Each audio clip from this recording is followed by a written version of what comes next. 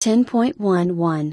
How can I better organize my workspace to maximize my productivity?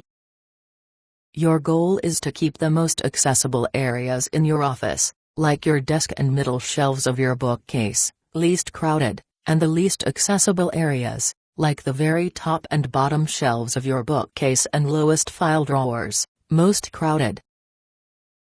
Begin by creating an in-basket for mail and everything else that flows into your office. Don't let it grow higher and higher. Set aside an hour or so each day to process the information in the in-basket. Sort it into 3 piles: material to discard, material to route, and material to keep. Throw the discard pile out. Send the route pile immediately on its way.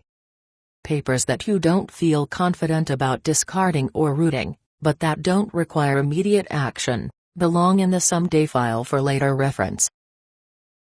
Now get to work on the material you've kept. You should handle everything in the pile at one time. If you haven't enough time to do so today, focus on that correspondence that demands immediate attention. Place that material that can wait until tomorrow in a file folder. Your goal should be to clear that file out by then, along with new important mail you receive. This same system can be adapted to the handling of email. Tell me more. Books and magazines that you seldom use yet want to keep should be stored at the top and bottom of your bookcase. Place books, notebooks, and magazines to which you refer regularly on the second and third shelves where they will be more accessible. If these shelves become crowded, rethink their position in your bookcase and your office. If others have need for some of these books or policies and procedures and other materials in binders, consider having a bookcase in your department that can serve as the department library, with materials there that all may refer to at one time or another. What about paper, printed emails, reports, correspondence, and the like, that you want to keep? File them. To minimize filing, organize your folders by project name, and stuff the file folders with as many papers as fit.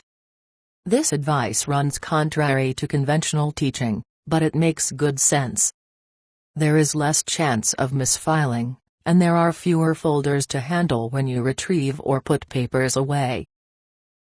For that special document, the one that you always seem to need but can never find, set aside a special folder. Tear out articles from magazines that you want to keep because they suggest ideas. Put them into a special ideas file. Keep course brochures and self-development plans that a manager needs in a self-development file.